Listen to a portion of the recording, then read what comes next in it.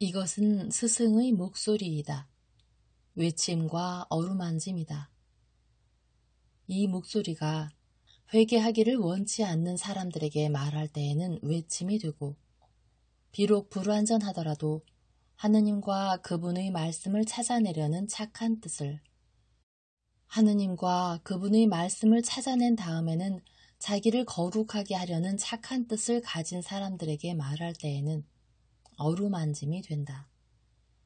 이 사람들에게는 말씀이 친구의 어루만짐이 되고 예수의 축복이 된다. 106. 자케오의 회개 415 1944년 7월 17일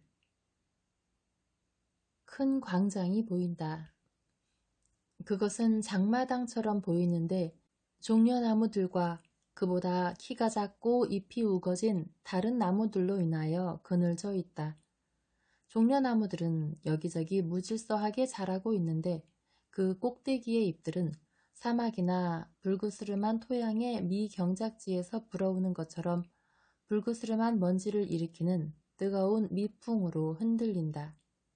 반면 다른 나무들은 광장 가장자리를 따라 그늘진 회랑을 이루고 있어 상인들과 물건 사는 사람들이 그 아래로 피해 들어가 법석을 떨며 소란을 피운다. 광장 한 구석, 정확히 큰 길이 시작되는 곳에 원시적인 징세사무소가 있다. 저울들과 부피를 계량하는 통들과 의자 하나가 있는데 그 의자 위에 체구가 자그마한 사람이 앉아서 감독을 하고 살펴보고 돈을 받는다. 모든 사람들이 그와 이야기를 나누는 것으로 보아 모두가 그를 아는 것 같다. 많은 사람들이 그를 부른다.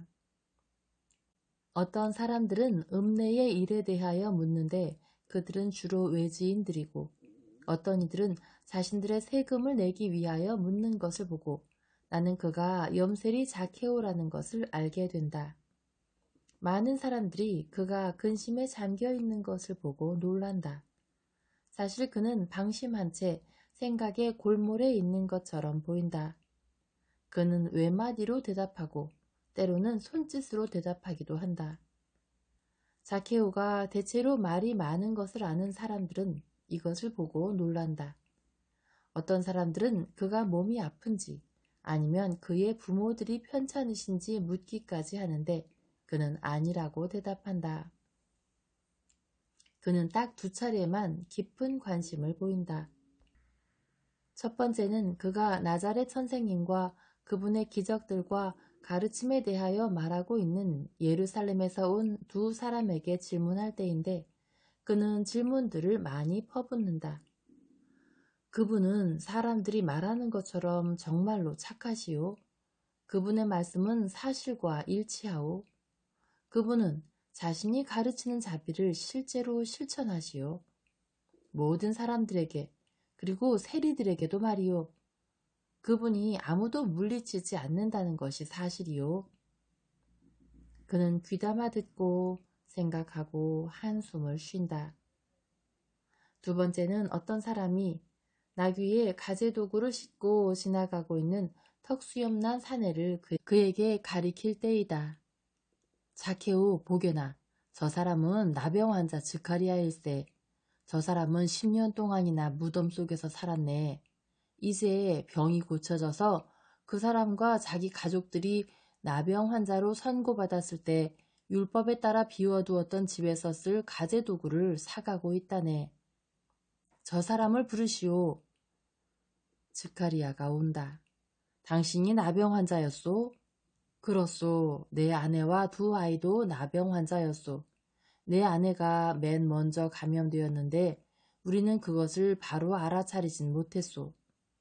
애들은 애들 엄마와 함께 자다가 감염됐고 나는 내 아내를 가까이에서 병이 들었소. 우리 모두가 나병 환자였소. 그 사실이 발각되었을 때 사람들은 우리를 마을 밖으로 쫓아냈소. 우리를 우리 집에 그대로 내버려 둘 수도 있었을 거요. 우리 집은 맨 끝집이었으니까요. 우리는 사람들에게 아무런 해도 끼치지 않았을 거요. 나는 우리가 사람들 눈에 띄지 않게 하느라고 벌써 나무 울타리를 아주 높이 자라게 했었다오. 그게 벌써 무덤이나 다름없었지만 그래도 우리 집이었어요. 그런데 마을 사람들은 우리를 내쫓았소. 멀리, 아주 멀리요. 어떤 마을도 우리를 받아주지 않았소. 그건 정당한 일이었소. 우리 고을도 우리를 받아주지 않았소. 그래서 우리는 예루살렘 근처에 있는 빈 무덤에서 살았소. 거기에는 불쌍한 사람들이 아주 많이 있소. 아이들은 동굴에서 얼어 죽었소. 병과 추위와 굶주림으로 애들은 금방 죽었어요. 둘 다 아들이었다오. 그 애들은 병들기 전에는 예뻤어요. 튼튼하고 잘생기고 8월의 블랙베리처럼 암갈색 곱슬머리를 하고 쾌활했었소. 그랬던 애들이 헌대로 뒤덮인 해골이 되고 말았소. 머리카락은 다 빠지고 눈은 부스럼이 나서 뜨지도 못하게 되고 손발은 흰 비늘이 되어 떨어지고 있었소. 나는 내 아이들의 몸이 쇠약해져 가는 것을 지켜보았소. 몇 시간 차이로 그 애들이 죽어갔던 그날 아침, 그 애들은 더 이상 사람처럼 보이지가 않았었소. 나는 애들 엄마가 울부짖는 동안에 그 애들을 마치 짐승의 시체처럼 약간의 흙과 많은 돌 밑에 묻었다오. 몇 달 후에 내 아내도 죽고 나만이 홀로 남았소. 나는 죽음을 기다리고 있었는데 아무도 나를 묻어줄 구덩이를 파주지 않았을 거요. 나자렛 선생님께서 지나가셨던 어느 날 나는 벌써 거의 소경이 되어 있었소. 나는 내 무덤에서 외쳤소. 예수님, 다윗의 자손이시여, 저를 불쌍히 여겨주십시오 하고 두려워하지 않고 나에게 빵을 가져다 주었던 한 거지가 그렇게 소리질러 멀었던 자기의 눈을 고침받게 되었다고 나에게 말해 주었었거든요. 그는 말했어요. 그분께서는 나에게 눈만이 아니라 영혼의 시력도 주셨소. 나는 그분께서 하느님의 아들이시라는 것을 보았고 지금은 그분을 통하여 모든 사람을 보오. 형제여, 그렇기 때문에 나는 당신을 피하지 않고 빵과 믿음을 가져다 주는 것이오. 그리스도께로 가시오. 그래서 한 영혼이 더 그분을 찬미할 수 있게 하시오. 나는 갈 수 없었소. 몇 가지 궤양이 침투한 내 두 발로는 걸을 수가 없었어요. 게다가 사람들의 눈에 띄기라도 한다면 나는 돌에 맞아 죽었을 거요. 나는 그분께서 지나가시는지 주의 깊게 살펴보고 있었소. 그분께서는 예루살렘으로 가시느라고 자주 그곳을 지나가셨소. 어느 날 내 시력이 미치는 범위 안에서 길에서 먼지 구름과 사람들을 보았고 그들이 외치는 소리를 들었소. 그래서 나는 무덤 동굴들이 있는 언덕 꼭대기로 기어갔소. 그리고 두건을 쓴 다른 머리들 가운데에서 두건을 쓰지 않은 금발머리가 반짝이는 것이 보이는 것 같기에 목청껏 큰 소리로 외쳤소. 3번을 외쳤는데 마침내 내 외침이 그분께 이르렀소. 그분께서는 돌아서시더니 걸음을 멈추셨소. 그 다음에 그분께서는 혼자서 나에게 다가오셨소. 내가 있는 곳 바로 아래까지 보셔서 나를 바라보셨소.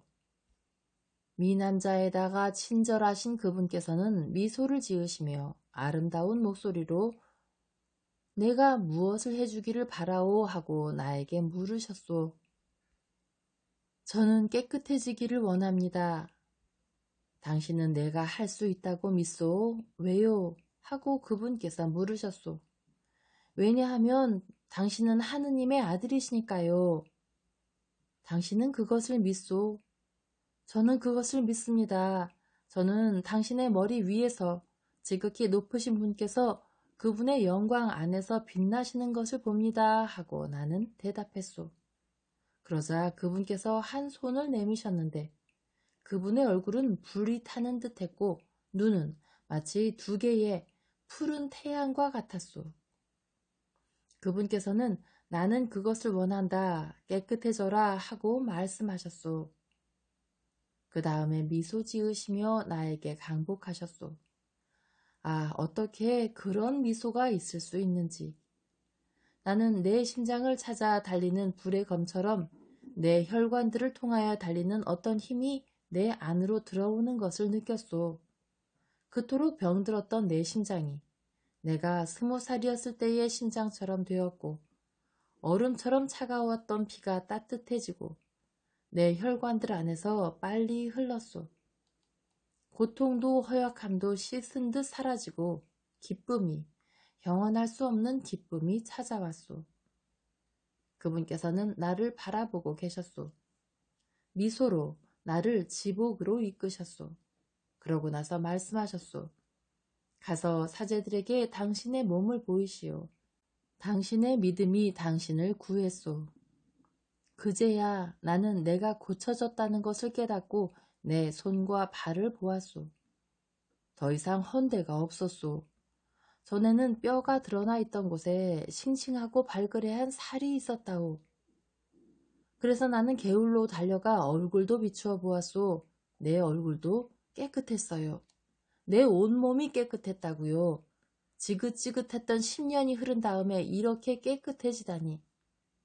오, 그분께서는 왜 그 전에는 지나가지 않으셨을까요? 내 아내와 아이들이 살아있는 동안에 말입니다.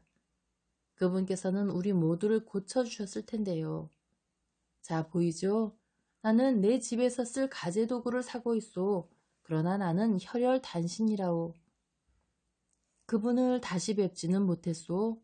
예, 그러나 나는 그분께서 이 지방에 계신다는 것을 알고 있고 그래서 이곳에 왔소. 나는 다시 한번 그분을 찬미하고 싶고 내가 고독 가운데서도 힘을 얻도록 강복받기를 바라오. 자케오는 고개를 숙이고 침묵한다. 그들은 헤어진다. 시간이 흐른다. 점점 더워지고 장터는 한적해진다. 염세리는 한 손으로 머리를 떠받치고 책상에 앉은 채 생각에 잠겨있다. 나자렛 선생님이다. 몇몇 어린이들이 큰 길을 가리키며 외친다. 여자들과 남자들, 병자들과 거지들이 앞다투어 그분을 향하여 간다. 광장은 비어있다. 몇 마리의 노새와 낙타들만이 종려나무에 매인 채 그 자리에 남아있고 자케오는 자기의 책상에 그대로 앉아있다. 그러다가 그는 일어나 자기 책상 위로 올라간다.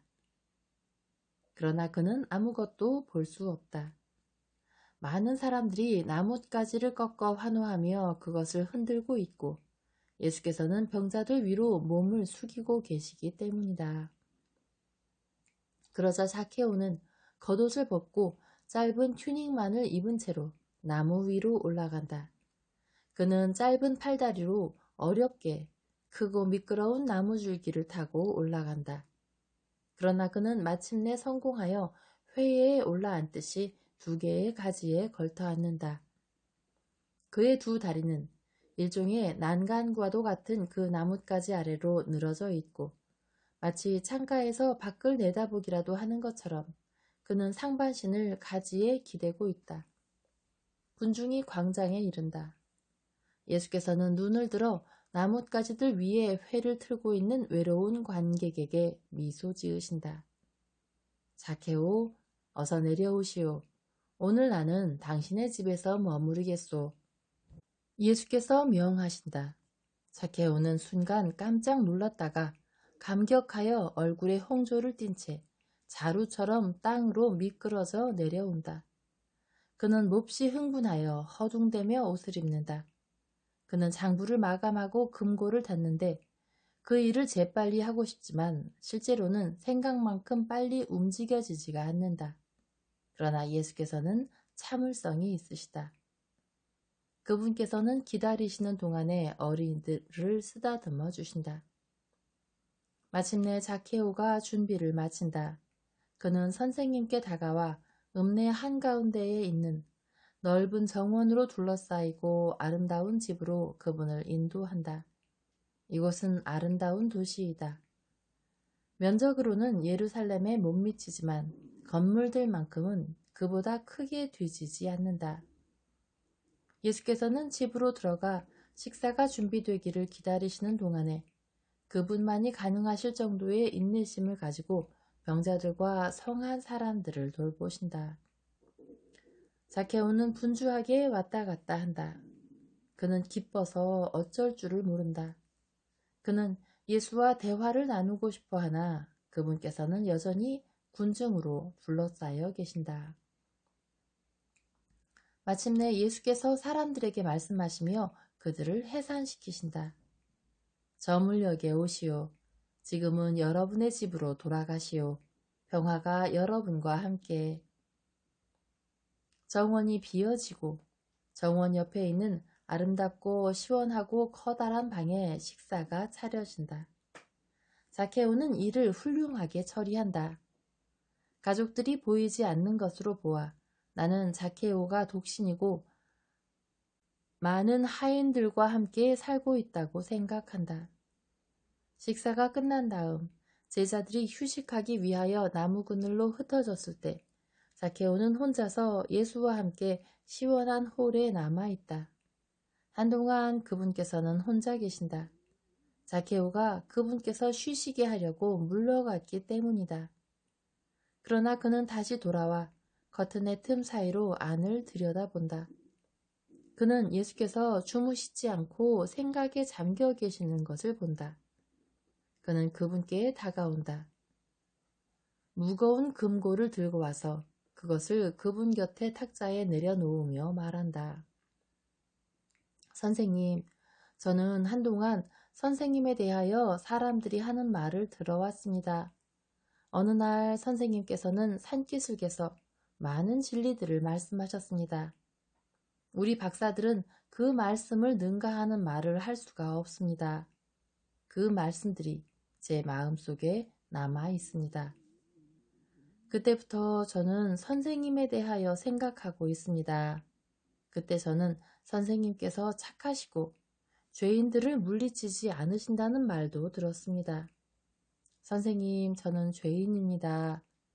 선생님께서는 병자들을 고쳐주신다고 사람들이 저에게 말해 주었습니다. 저는 마음이 병들어 있습니다.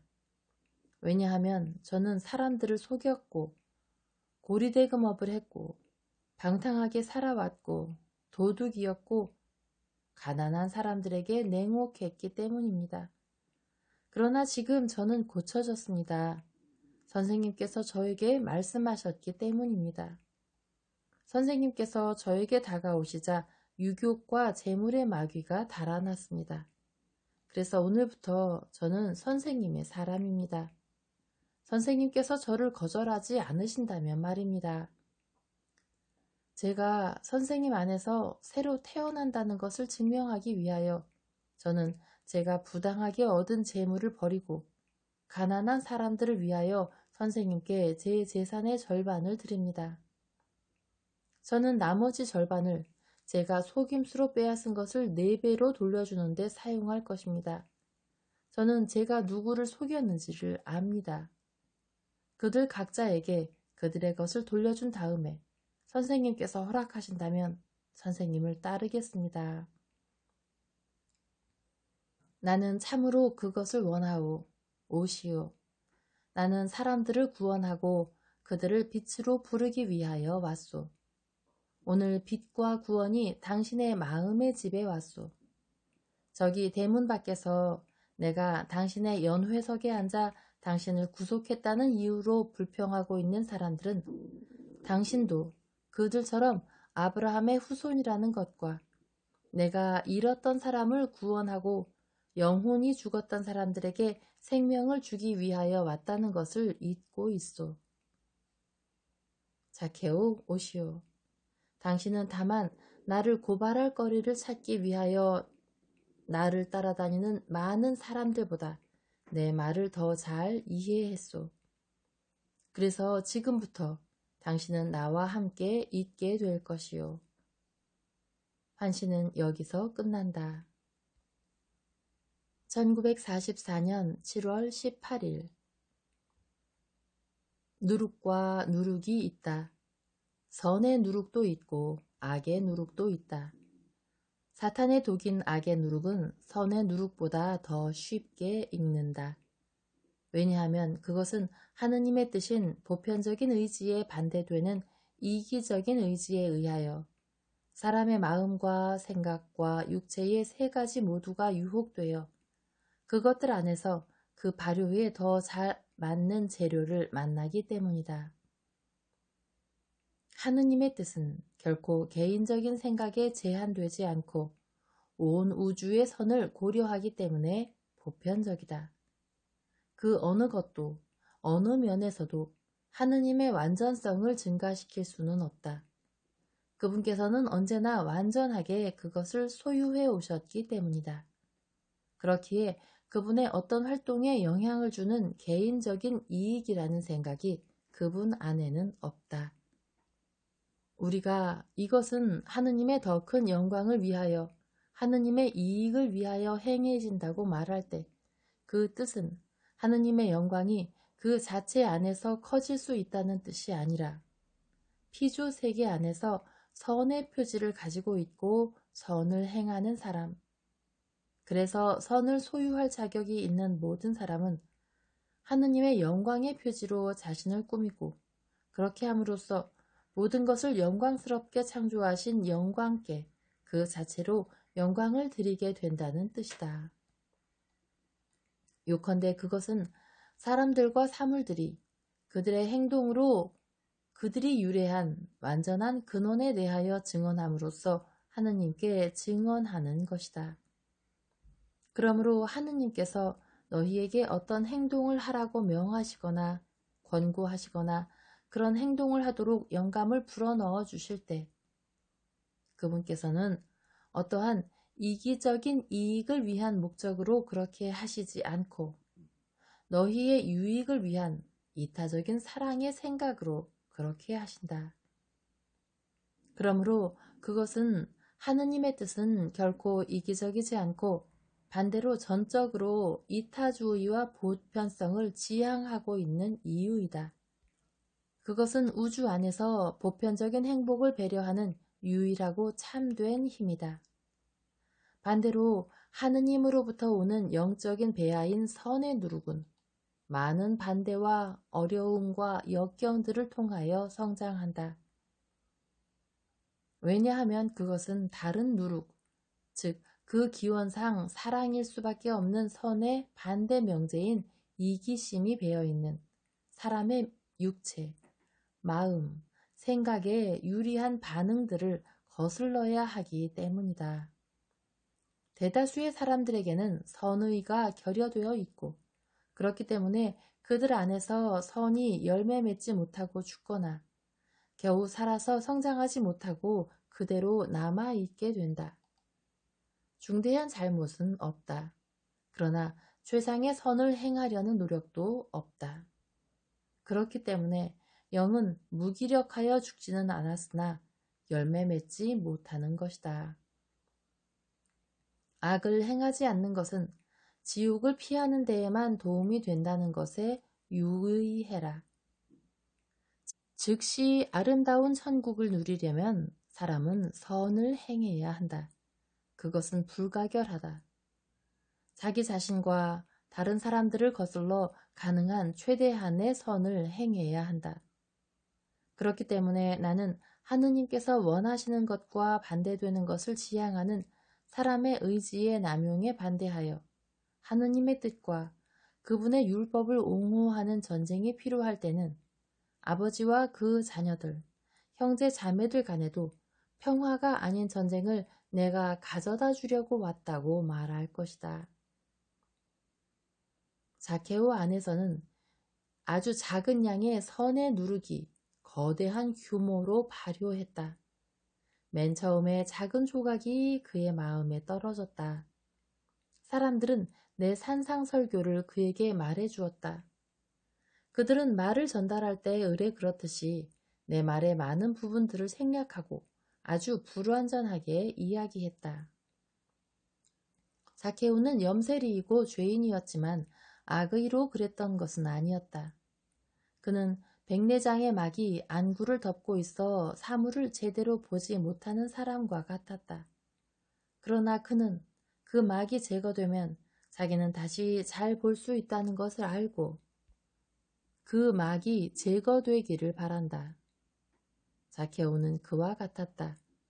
그는 확신하지도 행복하지도 못했다. 그는 진정한 율법을 이미 대체한 바리사이들의 관행을 확신하지도 못했고 자기의 생활 방식에 대하여 행복해하지도 못했다. 그는 본능적으로 빛을, 참 빛을 찾고 있었다. 그는 내 말의 단편에서 빛의 번쩍임을 보았고 그것을 보물처럼 자기 마음에 간직했다. 그가 그것을 사랑했기 때문에 마리아야, 이것에 주의해라. 그가 그것을 사랑했기 때문에 그 섬광은 점점 더 활발하고 거대하고 맹렬해졌고 과거에는 사물들로부터 그의 마음으로, 그의 마음으로부터 사물들로 그를 악의적인 노예화의 그물로 사로잡았던 모든 촉수들을 큰 마음 먹고 단절하게 함으로써 그로 하여금 선과 악을 분명히 보고 정확히 선택하도록 만들었다. 그가 그것을 사랑했기 때문에 이것이 성공과 실패의 비밀이다. 사람이 사랑할 때 그는 성공한다. 그가 인색하게 사랑한다면 그는 보잘것없는 성공만을 얻는다. 그가 사랑하지 않는다면 그는 전혀 성공하지 못한다. 매사에 그러하다. 하느님의 일들에 있어서는 더욱 그러하다. 하느님은 육체의 오관에는 보이지 않으시기에 나는 사람이 사업에 성공하려면 그가 완전에 도달할 수 있는 한 완전하게 사랑해야 한다고 감히 말하겠다. 이 경우에 그 사업은 성덕이다. 다른 사람들에게는 그토록 까다롭고 엄격하지만 자신들에게는 그토록 관대한 바리사이들의 관행의 비열함을 혐오했기에 세상과 육체에 대하여 환멸감을 느낀 자케오는 인간적으로 말하자면 우연히 그에게 도달한 내 말의 그 작은 보물을 사랑했다. 그는 그것을 그의 40평생에 가졌던 것들 중 가장 아름다운 것으로서 사랑했다. 그 순간부터 그는 자기의 마음과 생각을 그 점에 집중했다. 악에 있어서만 사람의 마음이 그의 보물이 있는 곳에 있는 것이 아니다. 선에 있어서도 그렇다. 혹시 성인들이 그들의 일생 동안에 그들의 보물이 있는 곳, 즉 하느님 안에 자신들의 마음을 두지 않았느냐? 그렇다. 그들은 그렇게 했다. 그런 이유로 그들은 하느님만을 바라보며 자신들의 영혼을 땅의 진흙으로 더럽히지 않고 땅 위를 지나갔다. 그날 아침에 내가 거기 나타나지 않았다 해도 나는 한 회심자를 얻었을 것이다. 왜냐하면 나병 환자였던 사람의 이야기가 자케오의 변모를 완성했기 때문이다. 염세리의 계산대에는 더 이상 사기를 일삼는 악의적인 염세리가 아니라 자기의 과거를 뉘우치고 자기의 생활을 바꾸기로 결심한 사람이 앉아 있었다. 만일 내가 예리코로 가지 않았다면 그는 자기의 사무실 문을 닫고 자기의 돈을 가지고 나를 찾아왔을 것이다. 왜냐하면 그는 더는 진리의 물, 사랑의 빵, 용서의 입맞춤 없이는 살 수가 없었기 때문이다. 나를 비난하기 위하여 항상 나를 주시하고 있었던 일상적인 트집쟁이들은 그것을 보지 못했고 이해할 수는 더욱더 없었다. 그것이 내가 죄인의 집에서 식사하는 것을 보고 그들이 놀란 이유이다. 오, 나는 너희 자신도 판단할 줄 모르는 가련한 소경들인 너희가 판단하는 일을 하느님께 맡겨드리고 절대로 판단하지 말기를 바란다. 나는 죄인들의 죄에 찬동하기 위하여 죄인들과 사귄 적은 결코 없다. 나는 그들에게서 죄를 없애주기 위하여 갔다. 왜냐하면 그들은 자주 죄의 외관만을 가지고 있었기 때문이다. 뉘우치는 그들의 영혼들은 속죄하기 위하여 살면서 이미 새 영혼들로 변해 있었기 때문이다. 그렇다면 내가 죄인과 함께 있었느냐? 아니다. 나는 죽음에서 부활한 영혼이 그 연약함 안에서 서기 위하여 안내를 필요로 하는 구속된 영혼과 함께 있었다. 자케오의 일화가 너희를 얼마나 많은 것을 가르쳐 줄 수 있는지. 그것은 갈망을 자극하는 올바른 의향의 힘. 그 사람으로 하여금 선에 관한 점점 더 깊은 지식을 찾도록, 그리고 하느님께 이를 때까지 끊임없이 그분을 갈망하도록 자극하는 참된 욕망, 포기의 용기를 주는 진정한 뉘우침을 가르쳐 준다. 자케오는 참된 가르침의 말씀들을 들으려는 올곧은 의향을 가지고 있었다. 그가 몇 마디 말을 들었을 때 그의 올바른 갈망은 더 큰 갈망을 가지도록 그를 자극했고, 그래서 그가 그 가르침에 관한 중단 없는 연구를 하게 만들었다. 참 가르침 안에 숨어 계시는 하느님에 관한 연구는 그를 부와 유교의 보잘것없는 신들로부터 떼어내어 포기의 영웅으로 만들었다. 만일 네가 완전한 사람이 되기를 원한다면 가서 네가 가진 것을 팔아라. 그리고 나를 따라라. 나는 부유한 젊은이에게 말했는데 그는 그렇게 하지 못했다. 자케오는 비록 인색함과 유욕에 있어 더 굳어져 있었지만 그렇게 할 수 있었다. 왜냐하면 그는 자기가 주워들은 몇 마디 안 되는 말들을 통하여 나에 의하여 고침받은 소경 거지와 나병 환자처럼 하느님을 보았기 때문이었다. 하느님을 본 어떤 영혼이 땅의 하찮은 것들에서 더 이상 매력을 느낄 수 있겠느냐? 내 어린 신부야, 도대체 그것이 가능하겠느냐? 1944년 7월 19일 예수께서 말씀하신다. 나는 몇 가지 진복들을 말할 때 그것들을 얻는 데 필수적인 요건들과 그 진복자들이 얻을 상급들을 밝혀 말했다. 내가 언급한 범주들은 달랐지만 너희가 그 상황들을 고찰해 본다면 상급은 동일한 것인데 그것은 하느님께서 누리시는 것과 똑같은 것을 누린다는 것이다. 다른 범주들. 나는 이미 하느님께서 그분의 생각으로 서로 다른 경향들을 가진 영혼들을 창조하셔서 땅이 그 모든 하등의 필요와 고등의 필요들에 있어 올바른 균형을 누릴 수 있게 하셨다는 것을 설명했다. 사람을 올바른 길을 따라 사랑으로 인도하시는 하느님의 뜻을 항상 거슬러 가고자 하는 사람의 반역이 이 균형을 깨뜨린다면 그것은 하느님의 잘못이 아니다. 자신들의 처지에 대하여 영원히 만족하지 못하는 인간들은 본래적인 의미의 권력 남용이나 그러한 남용의 시도로서 다른 사람들의 땅을 침략하거나 혼란을 일으킨다. 세계 전쟁들과 가문들의 불화, 그리고 직업적인 전쟁은 그러한 적극적인 남용이 아니고 무엇이냐? 사회적 혁명들은 무엇이고 사회적이라는 이름으로 옷 입었지만 사실은 오만이고 사랑의 정확한 반대 명제에 불과한 주의들은 무엇이냐? 왜냐하면 그것들은 자신들이 설파하는 정의를 원하지도 실천하지도 않고 오히려 그것들은 압제받는 사람들의 고통을 완화해 주지 않고 소수의 거만한 자들의 이익을 위하여 압제받는 사람의 수를 불리는 폭력의 폭발들로 넘쳐 흐르기 때문이다. 그러나 나 하느님이 다스리는 곳에서는 그런 변개가 발생하지 않는다. 내 나라 안에서와 참으로 나의 것인 영혼들 안에서는 아무것도 질서를 어지럽히지 않는다. 그러므로 하느님의 다양한 형태의 거룩함의 몇 가지 측면들이 실천되고 보상된다.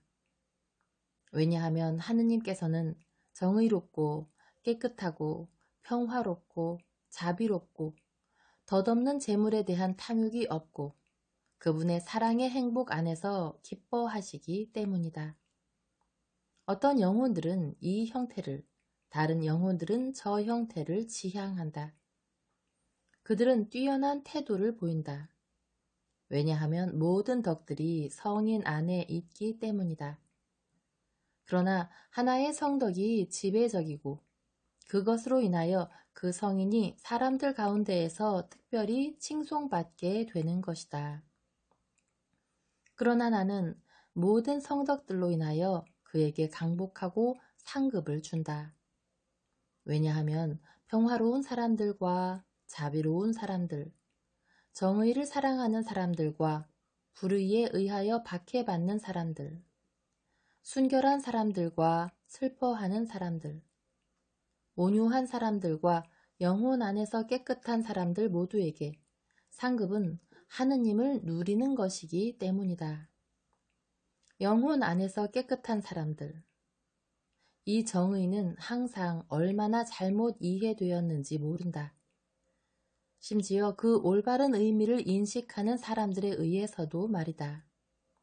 인간의 피상성과 어리석은 인간의 자가당착과 스스로 지혜롭다고 여기는 무식함에 따르면 영 안에서 가난하다는 것은 우둔하다는 것을 뜻한다. 더 나은 부류의 사람들은 영혼이 지성이나 생각이라고 생각한다. 더 물질적인 사람들은 그것이 교활함과 악의라고 생각한다. 아니다. 영혼은 지성보다 훨씬 우월하다. 그것은 너희 안에 있는 모든 것들의 왕이다. 모든 육체적, 정신적 자질들이 그 왕의 신민들이고 종들이다. 그것이 자녀다운 자세로 하느님께 헌신하는 사람이 사물들을 올바른 자리에 놓아둘 줄을 아는 곳의 상황이다.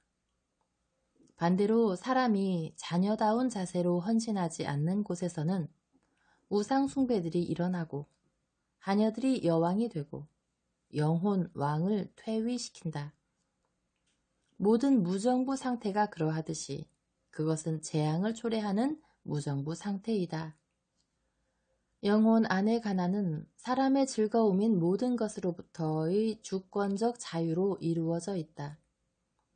그 즐거움을 위하여 사람들은 물질적인 범죄나 너무 자주 인간의 법을 피하지만 그렇다고 그것이 더 적은 희생자를 만들지도 않고 오히려 더 많은 희생을 내기까지 하며 그 결과는 희생자의 목숨만 앗아갈 뿐 아니라 자주 피해자들과 그들의 가족에게서 좋은 평판과 호구지책을 빼앗아가기도 하는 도덕적 범죄를 저지르는 정도까지 이른다. 영혼 안에서 가난한 사람은 더 이상 재물의 노예가 아니다.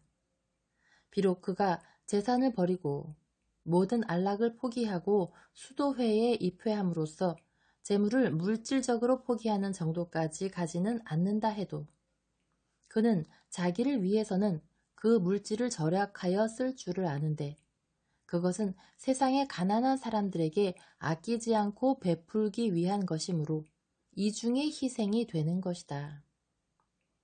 그는 불의한 재물로 친구들을 만들라는 내 말을 이해했다. 그는 음란과 탐욕, 매정함으로 자신의 영혼을 이끌어감으로써 자신의 영혼의 원수가 될 수도 있는 자기의 돈으로 영혼 안에서 가난한 사람인 부자인 자기를 위하여 하늘에 이르는 길을 평탄케 하여 자신을 자기의 고행과 동료 인간들의 불행을 돕기 위한 자선 행위들로 완전히 덮인 길로 만드는 하인으로 만든다. 영혼 안에서 가난한 사람이 얼마나 많은 불의들을 고치고 치료하느냐. 자케오와 같이 인색하고 냉혹한 마음을 가진 사람의 지나지 않았던 시절에 자기 자신의 불의들, 살아있거나 죽은 자기의 이웃들의 불의들, 사회적인 불의들을 말이다. 너희는 거만했다는 이유로만 위대했던 사람들에게 기념비들을 세워준다. 너희는 왜 빈곤한 인류, 가난한 노동계층의 숨은 은인들, 자기 자신의 삶을 끝없는 향연을 베푸는 데에 재산을 쓰지 않고 가난한 사람, 고통받는 사람, 신체적 기능이 손상된 사람, 무지가 자기들의 가증스러운 목적에 더 도움이 되기 때문에 압제자들에 의하여 무지 속에 방치된 사람들의 생활을 더 빛나고 더 낮고 더 높아지게 하기 위하여 재산을 쓴 사람들에게는 기념비를 세워주지 않느냐.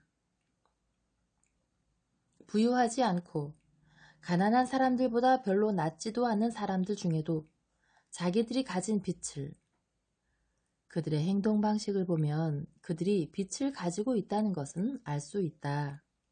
그 빛을 가지지 못한 채로 살았기 때문에 자기들의 곤궁보다 더 큰 곤궁을 덜어주기 위하여 자기들이 가진 동전 2잎까지 희생할 줄 아는 사람들이 얼마나 많으냐. 많든 적든 자기들의 재물을 잃으면서도 하느님이든 사람이든 누구도 저주하거나 미워하지 않고 평화와 희망을 보존할 줄 아는 사람들은 영혼 안에서 가난한 사람들이다. 내가 맨 먼저 말한 영혼 안에서 가난한 사람들의 넓은 범주는, 왜냐하면 나는 인생의 모든 즐거움들로부터의 영혼의 자유 없이는 지복을 가져다주는 다른 성덕들을 가질 수 없다고 말할 수 있기 때문이다. 그 넓은 범주는 많은 형태로 분화되고 다시 세분된다. 자만으로 부풀지 않고 스스로를 초지성이라고 선언하지 않고 하느님의 선물의 기원을 인정하고 그것을 선을 위하여 오로지 선만을 그 선물로 활용하는 생각의 겸손, 애정들에 있어서의 너그러움. 사람은 이 너그러움으로 인하여 하느님을 따르기 위하여 애정들과 목숨까지 버릴 줄을 안다. 동물인 인간이 본능적으로 가장 사랑하는 가장 실제적인 재산인 생명까지도 말이다. 나의 모든 순교자들은 그런 방식으로 너그러웠다. 왜냐하면 그들의 영혼이 유일한 영원한 재물인 하느님으로 부유하게 되기 위하여 가난하게 되었기 때문이다. 개인적인 물건들에 대한 사랑에 있어서의 올바름. 그것들을 사랑하는 것은 우리의 의무이다. 왜냐하면 그것들은 우리에게 호의적이신 섭리의 증언이기 때문이다. 나는 이미 그것에 대하여 전에 구술할 때 말한 바 있다. 그러나 우리는 그것들을 하느님이나 그분의 뜻보다 더 사랑해서는 안 된다. 만일 누군가가 그것들을 너희에게서 빼앗아 간다 해도 너희는 하느님을 저주할 정도로 그것들을 사랑해서는 안 된다. 그리고 내가 마지막으로 되풀이해 말하거니와 돈의 예속으로부터의 자유이다. 이것들이 정의로 말미암아 하늘을 소유하게 할 것이라고 내가 말했던 그 영적 가난의 서로 다른 형태들이다. 영원한 부를 소유하기 위하여 인생의 모든 덧없는 재물을 너희의 2발로 짓밟아라. 땅과 거죽은 달고 속은 쓴 그 기만적인 열매를 가장 하찮은 것으로 여기고 하늘을 쟁취하기 위하여 일하며 살아라. 오, 하늘에 거짓 풍미를 가진 과일은 없다. 거기에는 하느님을 누린다는 형언할 수 없는 과일이 있다.